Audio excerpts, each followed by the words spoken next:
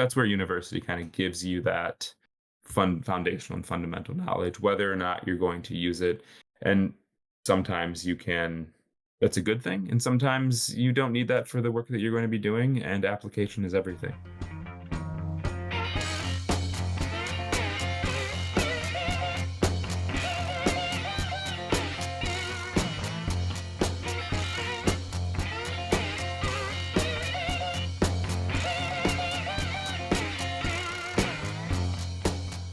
Introducing the topic today, we're going to tackle the value of education, which could be interpreted in a number of ways. But I'm just going to read a statistic here. So, globally, higher education significantly boosts earning potential. Full time workers with upper secondary degrees, this is graduate degrees, earn about 18% more than those without that qualification on an average across OECD countries. And that stands for the Organization for Economic Cooperation and Development, which is an intergovernmental organization with 38 member countries that promotes economic growth and world trade by providing a platform to compare policy experiences and coordinate domestic and international policies. So, the premium for completing an undergraduate degree is generally much higher than it is for completing a secondary graduate degree. And a college educated worker in an OECD country earn on average almost as twice as much as those with high school or below upper secondary attainment. And I'm saying it that way because I realized that the verbiage across countries is very different. So, tertiary education is apparently a term that I should know that refers to all formal post secondary education, including public and private universities, college, technical trainings. But anyway, I digress. So, the fact remains that the earning potential for college graduates is much higher than those that don't complete college. And last time we were talking about should you go to school versus should you upskill in your current industry? When is the right time to go to graduate school?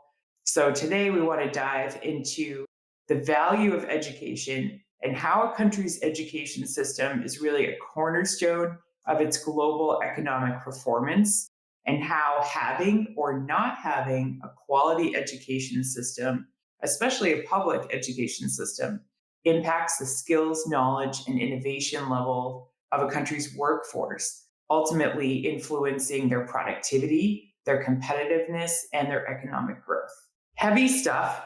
I do definitely have plenty more statistics that I could share along the way here, but I thought it might be interesting to just kind of start out and talk about which degrees are considered to have the most long-term value. So I'm actually going to share that list. I'm going to take us through a little bit, but I'm going to also share on the questions and discussion text channel. And this was pretty recent. So this is data that was put together in January 28th, 2025, using Indeed. And there's some resources that they pulled it from. And Indeed is a job search site in the US. Is it international at all, or is that just US? It is international? Okay. So 25 valuable majors for college students. So the first one is biomedical engineering. And what I thought was interesting about this list was that it was actually projecting salary growth and how, your earning potential. Not so much talking about how much that particular degree costs right now, but just talking about your earning potential, because that's the other thing that I would weigh into that equation. And then the second one was just in general, computer science and information technology, which I feel like encompasses like way too much at this point, because it's like a cybersecurity specialist, a data scientist, a web developer, and there are a lot of other specialties in there. Marine engineering, was the third one, which I found kind of interesting. That was the least expected to me, anyway. And then the fourth one was pharmaceutical sciences, which I think makes a lot of sense. The fifth one was computer engineering. The sixth one is electrical engineering. And the seventh one is finance. And then we have software engineering, civil engineering, applied mathematics, statistics, and then medical and health preparatory programs. So I feel like, up through 12, those are kind of interrelated in a way. They're either, medical, engineering, or somewhere in the sciences. So I didn't find that like too surprising, but I still think it's a hard thing for people to decide if and when to go to school, to go back to school. Matt, I know last time, like I wanted you to kind of be, part of that conversation because I totally wanted your opinion on that. Would you mind like sharing like how you decided to go back to school? Yeah, absolutely. So love the topic. Excited to jump in here and, co-host and kind of give my opinion. But looking through the list, I want to just revisit that real quick. So of the top 25, all of these generally fall into a few buckets. One looks like either aligned with health, right? Or some sort of pharmaceutical genetics, right? Obviously, we have aging populations that are living longer, probably leans in towards that, right? So nursing's, I think, on the list as well. Like we know that nursing is honestly a growing field with shortage, at least in the United States. So it's not surprising that's on here. Some of these other ones are actually like biomedical engineering, pharmaceuticals, so all kind of in the health space as we kind of see an aging population. And then to your point, Nancy, a lot of them fall in the other category of like technology or technology advancement, computer engineering, computer science, pharmaceuticals, and other engineering. There are a few outliers on here, but for the most part, most of them kind of fall into those buckets.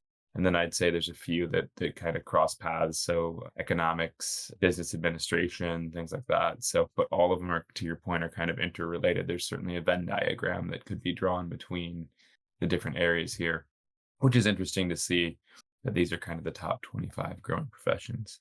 So, really interested to look at this. For me, just thinking about my own journey, it's kind of an age old question, right? Is do I go to school and get a formal education? Can I upskill, reskill, learn what I need to know? One's certainly easier. I'd argue that going to a formal education, formal college perhaps, is going to be the easier path, right? It's laid out, it's consistent, we know what to expect. We're there to get, whatever we need out of that and then to move forward with our careers. When you look at developing or self-development of skills, that's much harder, right? You have guidance in formal education. I think there's an argument to be made for both. I will say the question I would have to an individual trying to consider both is what do you want to get out of it, right? If you're looking to go into a corporate setting, certainly having it at least an undergraduate or degree is helpful, right? And then it's less of a matter of do you have the skills to jump in here? It's more of a matter of were you able to commit to this and kind of work through a degree and show that you can kind of finish that process, right? I'd say at this point, a lot of the skills you're learning as you're going through a job or in a corporate job, you're kind of learning on the job, right? Especially if you're growing within an organization from the ground up. So I'd argue that in that case, the formal degree is there to vet candidates as a way of saying, like, okay, we know these candidates can go from degree A to degree B, can get through that. Now they're ready for the workforce rather than they have the skills needed to do this job to the amount they need, right? To that point, also, like thinking through, at what point do you decide on that, right? So my experience is I finished my undergraduate degree, and at this point, almost 20 years ago, a little less than that. I just recently, 4 years ago, went back to do a master's degree. And there were a lot of factors that played into that, right? So economy certainly played into that, right? Everyone was kind of coming out of a global pandemic. A lot of people had either lost jobs, were working remotely, changing careers. There's a lot of self-reflection, I think, as a whole going on at that time. And so for me, started thinking about, so I left my job in 2019, was working remotely for a long time. They wanted me to come back and run my department out of Chicago office, which is where I was originally. I had moved to Maine a few years prior and decided that's not what I wanted. So we decided that we were going to work out an amicable split, and I decided to part with my company, right? So part of that was the place that I was at, right? So I was doing my own consulting work at the time. I was doing some teaching at the time and trying to figure out, okay, what are my next steps? And so for me, the opportunity came up to go back to school to do a master's degree, and I thought it was the right time, and especially where I was at. Now, I am coming to the end of this degree. I was doing it part time. I will be done this semester, which is great. I'm excited about, but it's been a lot, right? I think the undertaking of it while working full time certainly has been a lot to work through. Just note that whatever you think, however easy you'd assume it's going to be on the upfront, I certainly thought it was going to be easier than what I've gotten myself into. But I do think it was the right time. I can kind of break down those factors to one, obviously, just the idea of where am I headed? What am I doing? This is a good time. It's something I've always thought about doing, something I've always been interested in, area of focus that I've been interested in. And it just so happened that one of the universities out of Boston was setting up a satellite campus here in Maine. And so they were offering scholarships. And so that certainly helped make that decision. So I think it was a balance of right timing, the degree I was interested in, and also support from the school to lessen the cost for that. So that was really my reason of going back. Also, knowing that the work that I'm doing now I don't see drastically changing with this degree. I see this degree supplementing the work that I currently do. So I didn't go into this thinking I was going to switch careers. I went into this thinking that, hey, this is actually a really in demand, valuable skill set that I've been doing some works in for the last, 10 years plus. Let's formalize this and let's use it in my current work that I'm doing. So that was how I approached this. And I think that's why I decided to go back. And it gave me the foundation to get the skills that I needed. I had tried self-learning a lot of this on my own. Some of it stuck, some of it didn't. But when you get busy, what's the first thing to drop is the things that you don't have a commitment to, right? There was no financial commitment for me to keep going on my own self-course of study besides I was interested. And so having a little bit of commitment there to go back and have that formal education with it really helped me in this process.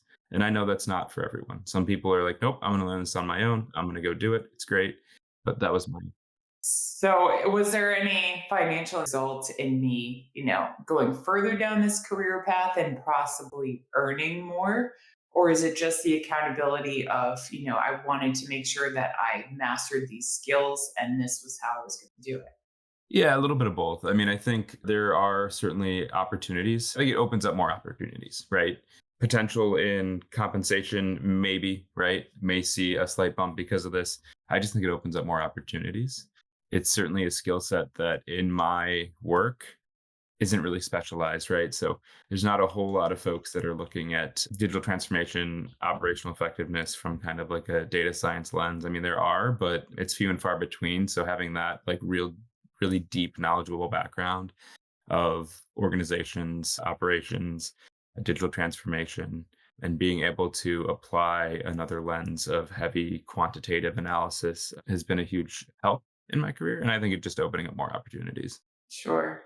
Well, I really respect, your choice and I appreciate your experience too, because I do think that's a decision that a lot of people go through and deciding when and how is difficult. So branching this kind of back into, a little bit greater conversation about the world too. I wanted to just take a brief look at the best education system countries in the world. So this is like based on last year's data. And I can't say any of these lists are like perfect. They're very similar from what I was finding. This one is from MSM Unify, and it looks like they help place college students. So they definitely have some incentive to get this right, but also incentive to point people where they want them to go to school. So just saying that up front. But key factors that were influencing this list, their quality index assesses a country's overall quality of life, considering education, job opportunities, economic security, health, and physical safety. The second factor is an educational index, and that measures the average years of schooling adults have completed and the expected schooling years for children. This metric demonstrates the educational standards within a country. And then there's a global opportunity index. This metric analyzes economic, institutional, financial, and regulatory factors in a country to provide insight into the overall stability and attractiveness of a nation on the global level. The top 20 countries offering the best education system in the world, they had rated UK as number one and the US as number two, which I find interesting because there are some other lists I'm going to share that do not rate the US as number two. Then Australia, the Netherlands, Sweden, France, Denmark, Canada, Germany, Switzerland, and then Japan, Israel, Finland. I just found it kind of notable, I guess, that they put the US number two, because then here's another list of how does the achievement of American students compare to that of other countries. So if we're saying that, America is a place that, or the US is a place that people should come for university, sharing this list from the National Center for Education Statistics, our performance is pretty poor compared to other countries. I'm trying to find us on this list, to be honest with you. Nancy, just a question on that real quick. So I'm looking at the MSM Unify list, and I'm seeing that this is university based. Is the other list you're looking also ranking of universities, or is it education as a whole? Yeah, so this is just how US students perform. Yeah, that might be a difference there because I think at least the MSM Unify is really it looks like it's very much based around universities. The greater point I was trying to make, we're talking about the value of education. If I'm saying that the students in my country are not actually performing that well, but we have some really great universities that you can attend, how is that expanding? But how am I, as the governing body of that country, actually setting up the kids in my country to be able to attend and excel at those universities? So Yeah, where's the big leap there, I guess? yeah, I think that's a great point and great question, right? Because when you think about it, yes, we may have a great education system in terms of school ranking, but when it comes to actual individual performance, it sounds like the opposite point is being made, right? At least your education system leading up to that point is going to be what you know and what's going to get you there, right? And so it sounds like, at least in the US, I'll say to your point, there may be some challenges with primary education. And so when we get into secondary, it becomes more difficult for individuals to excel compared to other countries based on that primary education. Yeah, and that was really the greater point I was trying to make, because that, looking at the math scores on that list, like the US is like halfway down the list of countries. And this is by no means including every single country. It's just, countries reporting their data. And I know we can argue the validity of the data definitely impacts how we look at this as well. But I found that really interesting, just, how low, like overall on a global scale, US primary education test scores often are compared to the value, that's held for our universities. I do want to open this up a little bit, and I would love to hear, any of you want to talk about how you really look at education, like how you assess the value. So Matt kind of shared his personal story of how he decided to go back to graduate school and how he decided to go to school in general. I know, Giovanni, that had an opportunity where you were applying for graduate school for a little bit. But if anyone else wants to, kind of share what that looked like for them, and possibly if that's evolved since they went to school, I'd love to hear about that. I can share this, my opinion. I think that Italian universities are pretty good. Everything is taught in Italian, of course, and even here there is a bit of lack with the English language, and this penalize to find a job abroad. Personal opinion. However, since the education is good, maybe this lack is reduced with other competencies that university can give to me, to the students in general. I cannot say that I have a clear understanding of the rankings of universities around the world. Those in US are the most prestigious and important in my opinion because I saw, even speaking informally with someone else, that yes, they have better infrastructures, even more opportunities to learn in terms of projects, links with companies. And so this is the idea that I have, at least that in my mind. No, thank you for sharing that. I was going to say, just for clarity, where did you say you heard that you should apply to a US university? The formal education that we have here in Italy is comprehensive, and we have universities that have connections. My personal story is that I worked in US for almost 2 years. And in that occasion, I learned about the educational system in United States. I remember to visit one school there, one university, and yes, I had this idea that there was really the opportunity to learn something nuanced, really valuable for what I would have done even in the future. That means if continue to work in US, that wasn't the case, or if I came back to Europe. Yeah, I was just kind of curious about, what made applying for US university enticing, why it was something that you felt you should do. So thank you so much for sharing that. I think, all of us in this conversation have value for education. I think it would be interesting to kind of talk a little bit more about what influence that does have on the economy and on a country's global position. And I am no expert in this. I'm just honestly kind of fascinated by it. But I did share another article talking about how does education benefit a nation and influence its economy. So if you're interested in that, feel free to check out that on the questions and discussion text channels. But kind of the key takeaways are that the knowledge and skills of workers available in labor force are a key determinant for both business and economic growth in that country. And differences in training levels are a significant factor that separates developed and developing countries. So, if you want to kind of share your personal take on this, you can.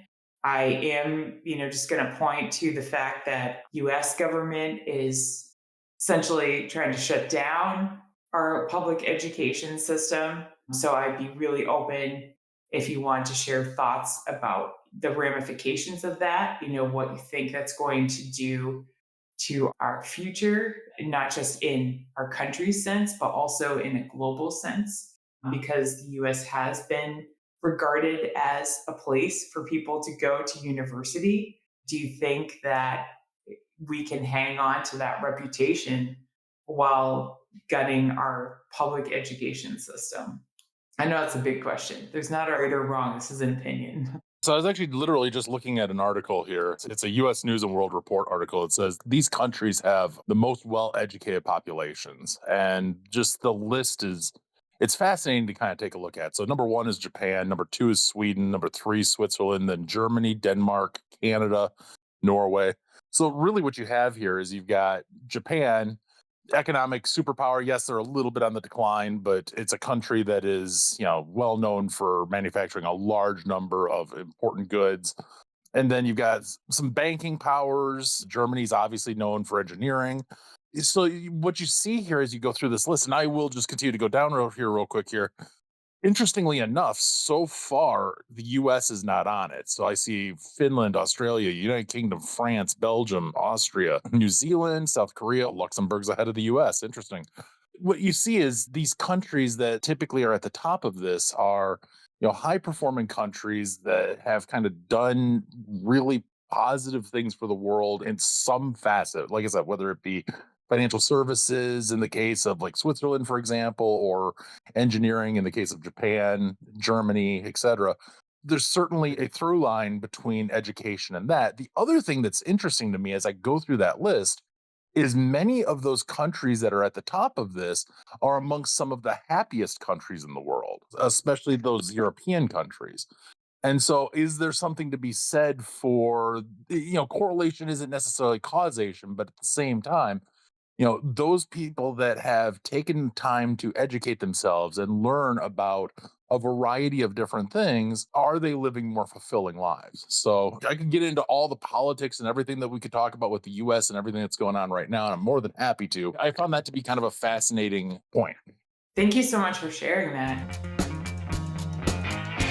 Hi there. If you're enjoying this podcast, would you mind leaving us a review, a like, and subscribe on your favorite podcast platform? Thanks so much. That really helps our reach. The Founders Voyage podcast is now proudly sponsored by VidOps. Kane at VidOps has been taking care of our editing since early 2024. He works efficiently, and I'm sure you'll agree that he does a great job. Thank you to VidOps for helping bring this podcast to life. If you want the same great support we're getting for your podcast, or you need help with video, photography, or animation, you can get 10% off at vidops.io using our referral code VOYAGE. That's vidops.io, referral code VOYAGE. Now back to the show. So you're saying that list is talking about the most educated countries in the world, right? Any idea about what their public education is like? I'd have to do a deep dive on it, but I would assume that they all have a value for a solid public education. If anyone else has any particular clues, I mean, certainly feel free to speak up. Yeah, I think it's a really interesting point, though, and I do appreciate sharing that list. And also to your point that those are countries that, we think of as countries that do engineering or produce valuable goods that are spread throughout the world, I think is a big part of that too.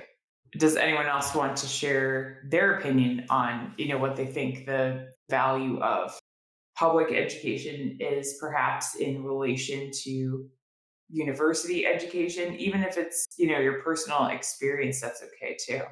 I believe the public education is good as well. I refer to Italy, of course, and even to the neighbor countries, but I don't have a real. Here, the education is basically free until high school. That means, yes, there is the majority of students go to public school. There are very few private schools, and even they are very expensive. So it's always about something more than education itself, about the network, the connection with other companies. These things make that type of value to have an idea to go to a private school. Universities, on the opposite side, are private or better. They receive from the government some funds or from other entities that I don't know. However, anyone who wants to go without, let's say, a discounting tuition fee has to pay to go to university. And it makes a difference, yes. But not all people can go to university. Yeah, thank you so much for sharing that. And I appreciate, saying that there are not as many private school options too. I wasn't aware of that. I did look up, there's a US News article that I was looking at yesterday. These countries have the most well-developed public education systems. So Denmark's number one, Sweden's number two, the UK is number three, Finland, Germany, Canada, Norway, Japan, Switzerland, Australia. So this doesn't precisely line up with the list that you gave us, Brian, but there is, as you mentioned as well, there's also overlap with, if you look up the happiest countries in the world, I'm pretty sure that Denmark is still number one. So that's really interesting. Public education, the most educated people and the happiest people there seems to be a strong association of those three lists. So I think that's, without my personal bias, building a good case for the quality of having a good public education system. I think it makes a lot of sense to, be like a naysayer, but like what happens when you do the reverse of that? What happens when you rip that opportunity? Does that affect, will that affect like the US children's ability to be able to compete at the university?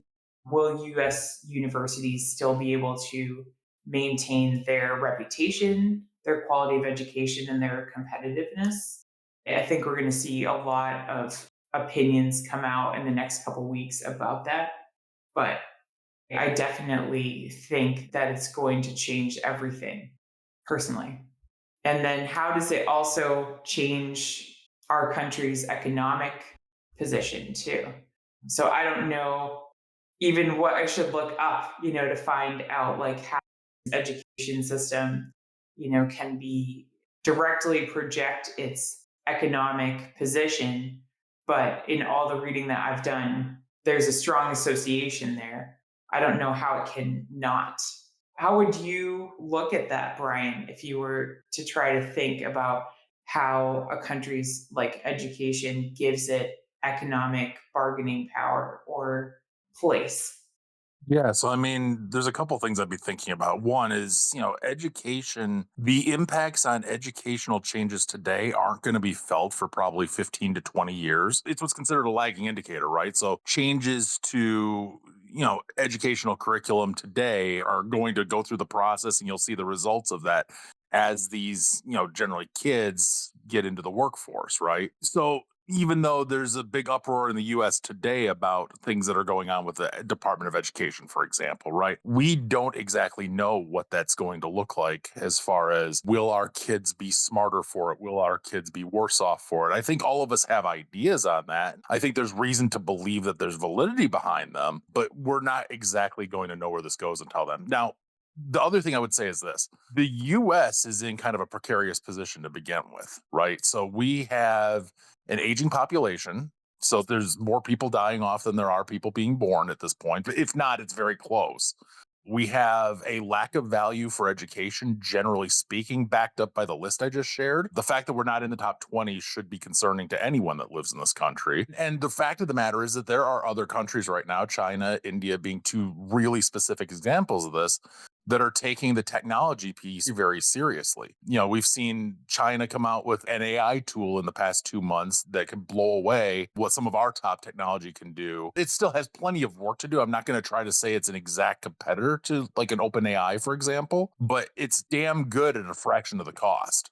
If they're in a situation where they're continuously trying to improve their educational prospects because they want to be competitive in the world market, and we are stagnating, if not getting worse, the US is in deep shit, for lack of a better phrasing.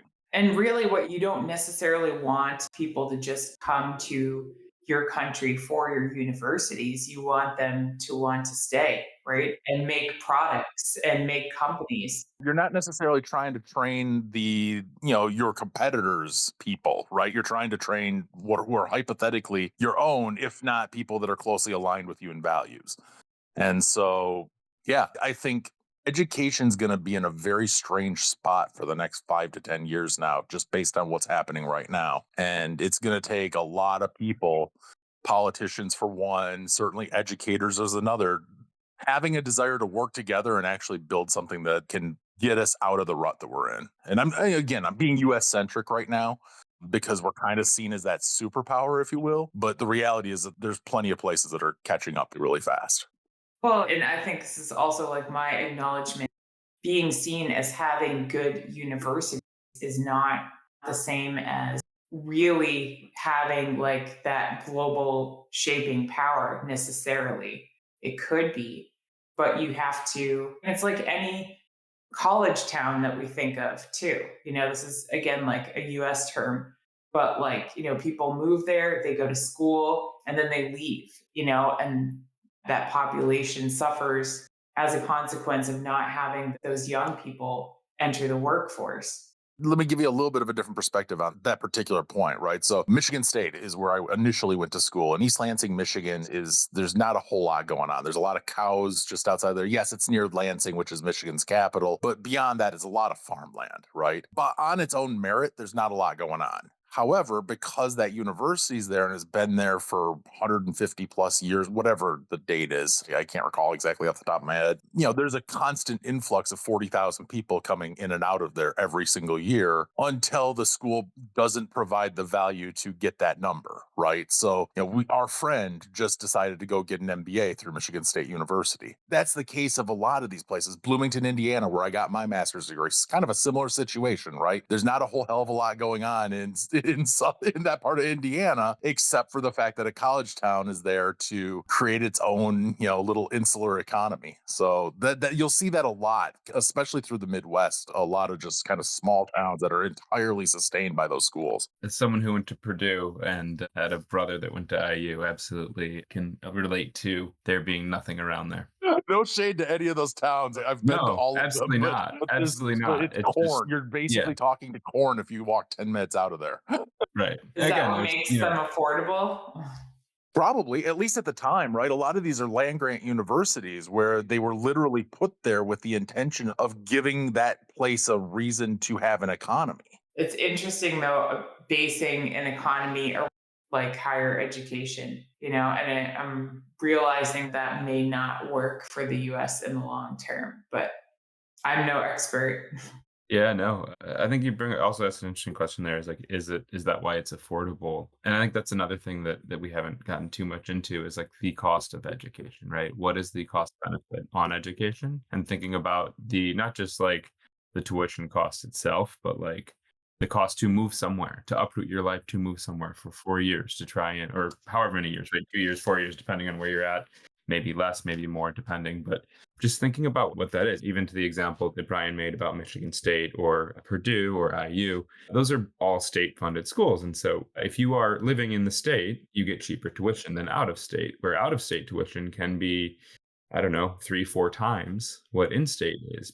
What if you're coming from India? Oh, exactly. Well, and I think that's where universities do see opportunity is bringing in international students because international students are paying full tuition, right? They're coming, they're paying full tuition to get their degree. There may be some scholarship, but it's less than what you'd see from some of the students that are in that state or in that. And again, I don't know about Ivy League kind of private universities. I'm thinking more of public funded universities or state funded. Yeah, I gave India as an example because I know just how expensive US education would be for that country. You know what I mean? Just like the translation, even a public university. So, with your experience, Matt, this is opinion. I'm not holding your feet to the fire. I'm not going to come get you in 5 years. How do you envision like the future or evolution of higher education?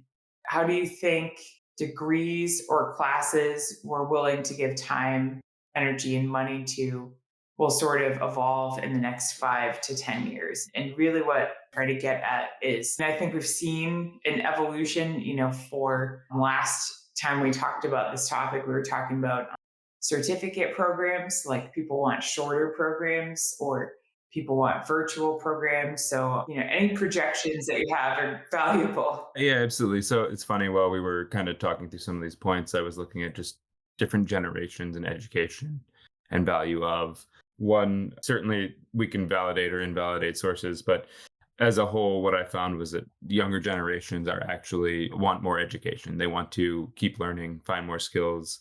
So Gen Z, I'll use if we can use that term as a bucket, actually are looking at educating more and becoming more educated. And we've also seen women becoming more educated than men, at least in the US over time, right? So women are more likely to go to college, they're more likely to get a secondary degree, they're more likely to go get a PhD perhaps than men are at this point. And I think from the last time I saw, and I could be wrong, it might be almost a 2-to-1 ratio of 2 women to every male. So it's interesting to see some of those shifts. You do bring up an interesting point of like a certificate program, for example, or a short course or a skills based, right? And so I teach a course at Northwestern in Kellogg School of Management. It is basically that it's a short certificate course through Kellogg. It's virtual. And I see a couple things with students coming through and a couple trends. One, we see more students coming through in economic uncertainty, right? So when COVID hit, again, this was a huge piece of that. But when COVID hit, I mean, some of that was time. We saw a huge uptick in admission, right? and people reaching out, applying for admission, right? And we were accepting more folks then. Now we've seen that kind of plateau and level off over the couple of years, but we're starting to see a bit more now with the layoffs of tech firms and things like that, and some of the layoffs that are happening. And so, as there's more uncertainty, it seems like more people are trying to upskill, right? And so, that's just piece one. I think a lot of the folks also that go through this, or the students I work with through this, is really focused on specific skill sets, right?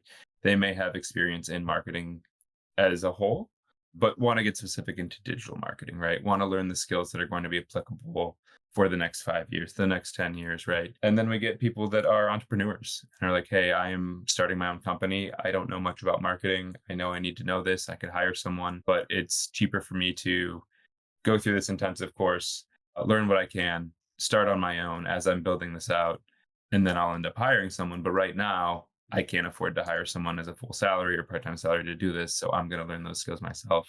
And so those are kind of the categories we get through here. And some of them are students that are still in university that are in a completely unrelated program, but want to still learn about marketing, still want to get that experience about marketing and understand, how to apply it to the work that they're going to be doing, whether that's in a marketing related field, in like a business administration field or something like that. And sometimes it's completely unrelated, but certainly those are kind of the categories we see of students. So my thoughts, back to your question of like the next 5 years, I think it's twofold, right? I think the actual formalized university experience of undergrad or graduate degree give you the foundational knowledge to get to where you need to go, which I think is much needed, right? In my program in data science, right now I'm in natural language processing. It's fascinating.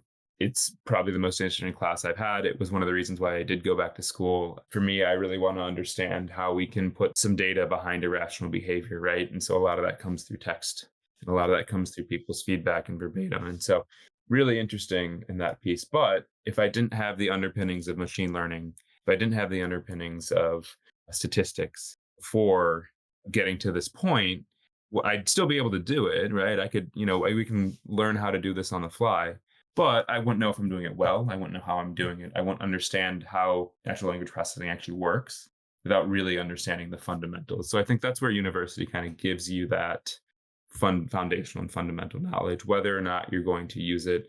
And sometimes that's a good thing. And sometimes you don't need that for the work that you're going to be doing. And application is everything. So I think there's a trade off. But I'd say in the next 5 years, current environment aside, if we were just looking at trends, I'd say more people are going to look into specialized skills in areas of specialty than general, right? And I think that probably goes in waves throughout the history of education systems. I appreciate you sharing that. And I know you said application is happiness too, right? Like, I think we found that there is definitely an association there too, So even if you feel like you understand something that you're passionate about better, that's also worthwhile. But I really appreciate you sharing all of that. Does anybody want to, wrapping up here, share anything that they feel like they learned or a key takeaway that you feel like we should all meditate upon? Yeah, sorry, I've been listening. I come from Kenya. I think for me, seeing between the UK and the US in the next 4 years, I think UK will have like the European countries will have the better education because if you go actually how maybe can use how Trump having his own like the policies putting, for example, the visas policy. If you block more than 40 countries and the way universities work, like for example, the way we apply here, universities, maybe Stanford or MIT, they take top young people outside there actually. If you go to those university, you find like maybe 40% or 30% come from the US and the other ones coming from different countries. So if you see like you blocking out 40 countries from getting visas, and those countries, most of them like they send their young people there to go and learn, then you're actually like blocking more knowledge and you won't be like ranked in among like the best universities. And you find how UK is doing is giving those Commonwealth scholarships. They actually attract more young people. And actually there's something like 58% of postgraduate students in the UK are international students for their many high like. And also I think in the next 4 years I can tell you like in the next 4 years, the next president coming from the US, when they come to Kenya, I think our government won't respect them because of what has happened in education. Where, like the way you said was actually doing a lot of work here in education, like ensuring young people go to school. And whenever you leave other countries actually to solve their own problems, then you can't have more power on the table. Or and the power of the US actually in the next 4 years, it will be very low. Like it will be very difficult for you to convince a young person to go and study in the US than for me going to the UK because it will be very easy to do that.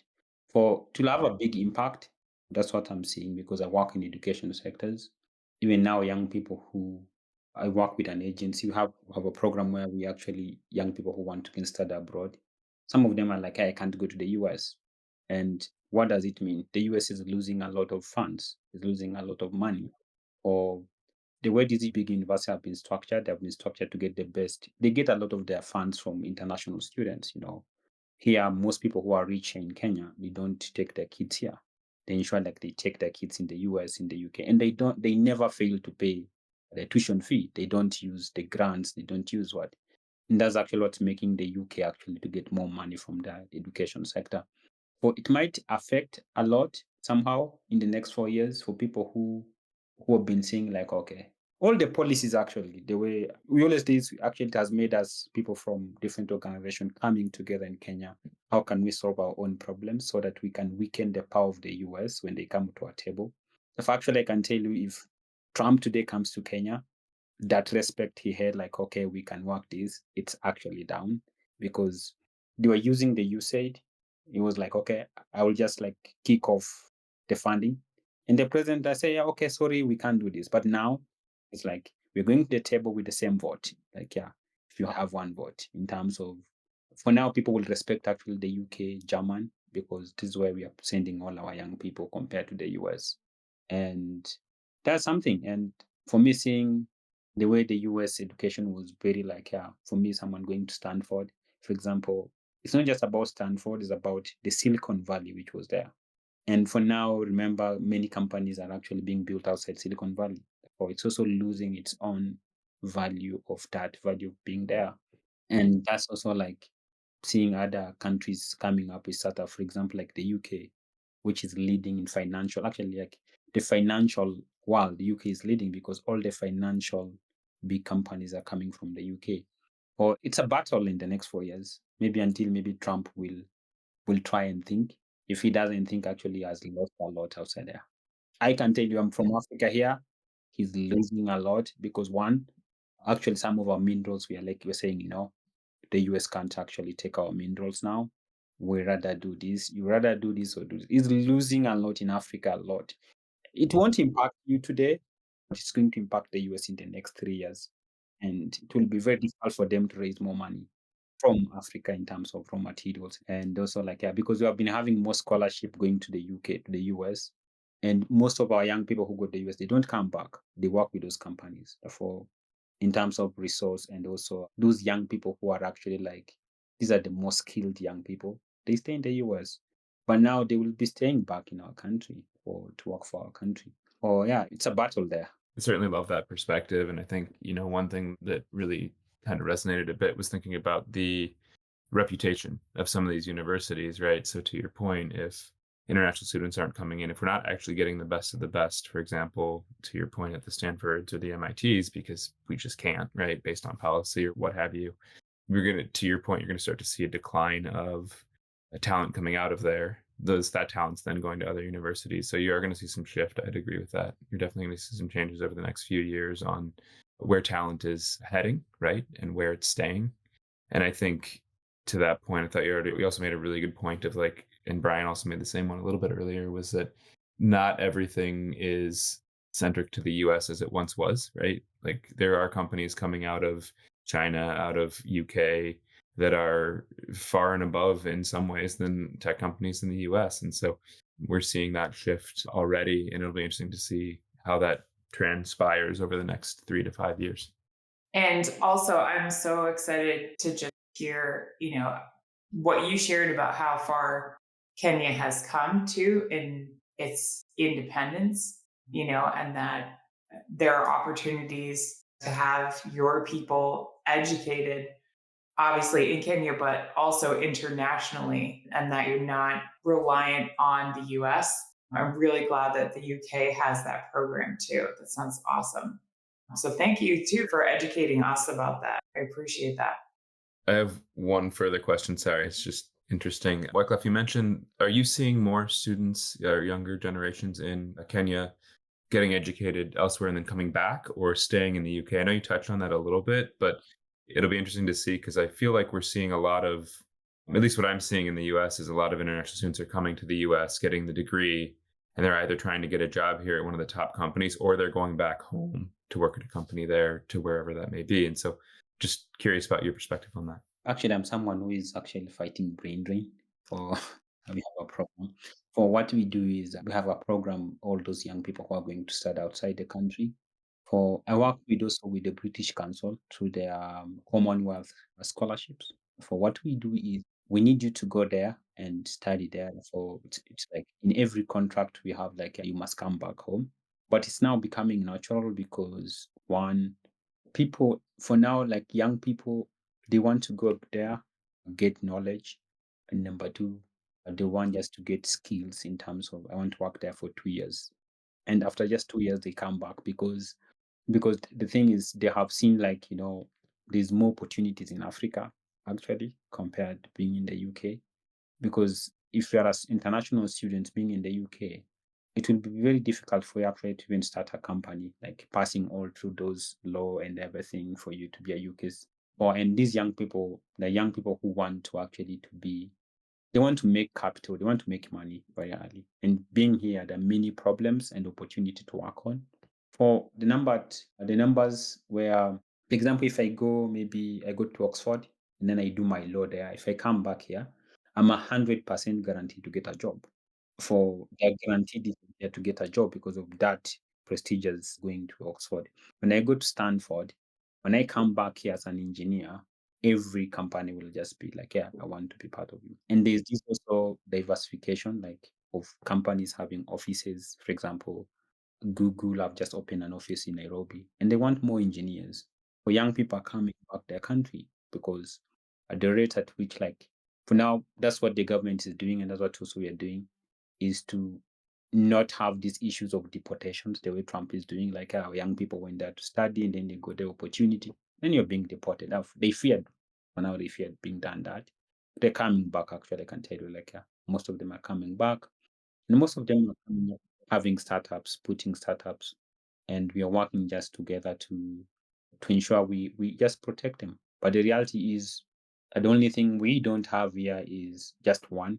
It's about capital. That's the biggest thing we actually end up. That's something we're just working to see how can we actually work together with the young people who come back just to have their own capital to work on their ideas. Young people have ideas, yeah, they're very talented, but that's something also like I don't know. It's about how the world has actually created, how it was created before. Yeah, just when I just look people saying China is a developing country, I'm less shocked. For it's something like and it's something just I see like these young people are coming back. I can tell you, like I have like 5 or 6 of my friends who are coming back from actually they started some of the startups in the US. They're like, yeah, life is not good here. Let me just come back and work on my startup here in Kenya. It's actually happening for now. And for now, like what we are doing is we also saying thank you for Trump actually to be there. Why? Because there are some systems which are very difficult to break. And Trump have broken them in once because it was advantageous. Like, yeah, like the system, like USAID was a colonization for us. I can tell you. I can give you examples where I've been having this friend from USAID, they come from the US. And if you see their lifestyle and the amount they use to actually pump their lifestyle here in Kenya, where they stay, tomorrow in Masai Mara and everything, you will find that when the USAID gives 1 billion, let me say $1 million, the money going actually to what you say you're helping those people, it's actually 20% or 30%. There's bureaucracy. And number two, they funded the same people for 10 or 20 years. But the money was not getting to the right people. And number two, so it was also like a weapon of decolonization. Like I can tell you, the US ambassador was very powerful than our president here. But now he's not, because he doesn't have any power to come and say, I will donate to you from USAID. There is nothing. The way it was like, yeah, the American allies, they will come and say, we need this person. But for now, it will be very difficult for them, like, hey, to come. They will ask them, okay, what are you bringing on the table? So you did this, there's nothing. Like, for me, it's, while in Africa, the whole Africa, I think we might suffer in the next 5 years or 10 years, but in the next generation, it will be a blessing, because the biggest systems are being broken. They're just being broken. And yeah, you see, for now, we have 32 wars, 33 wars, no one knows. 33 wars going on in Africa. And there's this war in actually in Congo. And that's why you see Trump is running very fast to have an agreement with Congo so that they can get minerals. But just the time we block that, we're blocking a lot of big companies, Apple, all those companies using uranium or what. Like, it's just going to be blocked. Those are systems for us. We're saying, can we block, and so that Africa can actually be, we use our resources well. Imagine, I can tell you something very different here, is because every contract USAID was giving, it was contracted by a US consultant in the country. Every contract, it was given to the government. It was contracted by the US contract, meaning the money does not come to the country. It goes to the US before it comes back here. And how much is it actually used? For example, there is one of the contract where they were to build here around 1,000 houses, affordable houses. And it was from the US. It was contracted by a US company. But actually, the money was not used until to date, like 10 years ago. Well, that those are systems for me. I'm very happy as a Kenyan that Trump actually has broken them. It was difficult for us one day to go on a table with the US and say, do this, do this. And you might see those things even changing at the UN Security Council, where even Africans will say, you know what, we need our position. You know, we have 55 countries, we don't have any position there. You know, we have our own resources. But we are now looking upon on how can governments actually work with other African governments so that we can actually solve the problem we have together. You know, the problems of, like, there's this something where people come and tell us, like, yeah, we can't do manufacturing because of our technology. We actually are polluting environment. But the reality is there's no country in the world which grew without industrialization.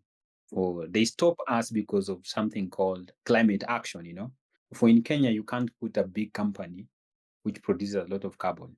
But if you go to China, you will do that, and that's why China is growing. If you go back to the US, that's what they did before they became developed. If you went to Europe, that's what they did. For they want us to actually to how will we go to be developed if you're blocking what made you guys to be developed in our country? And for example, Kenya alone, we produce tea. But the reality is, we produce coffee and tea. But the products, like, for example, if you want to get the products from tea, we buy from you, but you take our tea to go and produce there. So it was difficult for us because of the laws and everything. But for now, there's a lot of things. Countries are like, okay, we need actually to manufacture ourselves. We will need talent, because they never wanted talents. Why? Most companies were not in Kenya. They were outside. For talents were going there, they live there. But now, like, the government is like, okay, we need now to make our talent, to bring engineers together, to do everything so that we can actually, like, yeah, do the gap. Ensure, like, we actually do, like, every gap, everything. But for me, it's a blessing, actually. I might be the first person to say it's a blessing for the USA to move away from our country. It's a very big blessing for us. I'm really happy to hear that perspective. Things aren't that simple. And as you indicated, there will be a hard adjustment period, but the things that you're projecting for your future really excite me. Thank you so much for sharing so much of that. And that just reinforces that we need to have you back as an interview guest too, because I have so many more questions, even though we're very patient. Thank you so much. So I'm going to kind of wrap us up here. I don't think we solved anything, but I hope that we did touch on some things that we can all kind of go and think about and work on our own. Because in Wycliffe, I really do want to thank you for sharing again, because just feeling some of the disparity, watching what's happening in our country, it is good for me to know that perhaps it will ultimately be liberating for other societies that we were not interacting in any sort of responsible manner. So thank you so much for sharing that. And thank you everyone for making time for this and for joining us today. We appreciate you bring your perspective and energy to today's discussion and to this community. And Matt and I and the team behind Founders Voyage really do feel fortunate to be part of this with you and for the opportunity to bring you cooperative learning experiences each week. So we're always open to hearing your nominations for future interview guests. And please feel free to listen to our other edited interviews. You can find that on our website, foundersvoyage.org, or you can search Founders Voyage on your favorite podcast platform. And in the meantime, I wish you all a great day and evening and weekend ahead. Thanks so much, everyone. Appreciate everyone's input. This is awesome. Yeah, it really was. Thank you so much, guys. Take care.